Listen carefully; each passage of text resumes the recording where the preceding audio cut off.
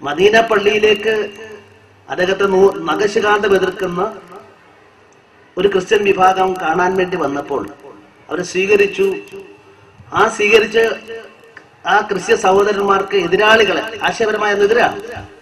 ആ എതിരാളികൾക്ക് പ്രാർത്ഥിക്കേണ്ട സമയം വന്നപ്പോൾ അവർ പുറത്തു പോകാൻ തുടങ്ങിയപ്പോൾ പ്രവാചകൻ ആ മദീനയിലെ പള്ളി തുറന്നുകൊടുത്ത് ഇതിനുള്ളിൽ തന്നെ നിങ്ങൾ ക്രിസ്ത്യമായി പ്രാർത്ഥിച്ചോളൂ എന്ന് പറഞ്ഞ എതിരാളികൾ എന്നാണ് അതിനെപ്പറ്റി വിവരിച്ചിട്ടുള്ളത്, ഞാൻ വായിച്ചിട്ടുള്ളത്.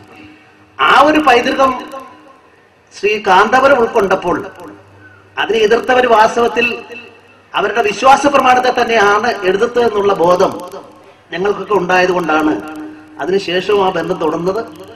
ഭരണകൂടത്തോട് ബന്ധപ്പെടുന്ന ആളുകൾ അല്ലെങ്കിൽ പൊതുരംഗത്തുള്ളവരുമായിട്ട് ഐത്തം പാടില്ല, ബന്ധപ്പെടണം. അതുകൊണ്ട് തന്നെ പല പ്രശ്നവും പരിഹരിക്കാൻ സാധിക്കുന്നു. സംഘർഷങ്ങളുടെ കാർമേഘ പടലങ്ങൾ മൂടുമ്പോൾ വ്യത്യസ്ത ചേരി നിൽക്കുന്നവർ തമ്മിൽ അന്യോന്യം പരിചയവും സ്നേഹവും ബന്ധവും ഹൃദയബന്ധവും ഒക്കെ ഉണ്ടെങ്കിൽ എത്രയെത്ര പ്രശ്നങ്ങൾ ഒഴിവാക്കാൻ സാധിക്കും. ഈ ഒരു പശ്ചാത്തലമാണ് എന്നെ ഇവിടെ കൊണ്ടെത്തിച്ചത്. എല്ലാവരും നമ്മളൊക്കെ തമ്മില് എതിർക്കുന്നവരായാൽ പോലും എതിരാളികളെ മാനിക്കലാണല്ലോ ജനാധിപത്യം. ആ നിലക്ക് നമ്മൾ ഇതിനെ ഉൾക്കൊള്ളുക, നന്മയുടെയും സത്യത്തിന്റെയും ധർമ്മത്തിന്റെയും പാതയിലൂടെ മുന്നോട്ട് പോവുക. പ്രശ്നങ്ങളൊക്കെ ഉണ്ടെങ്കിൽ ഏത് പ്രശ്നങ്ങളും പരിഹരിച്ചുകൊണ്ട് മുന്നോട്ട് പോകുന്ന ചരിത്രമാണ് നമുക്കുള്ളത്.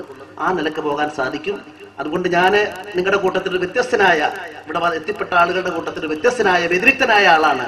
ആ വ്യതിരിക്തതയിൽ നിന്നുകൊണ്ട് തന്നെ നിങ്ങൾക്ക് എല്ലാവിധ ആശംസ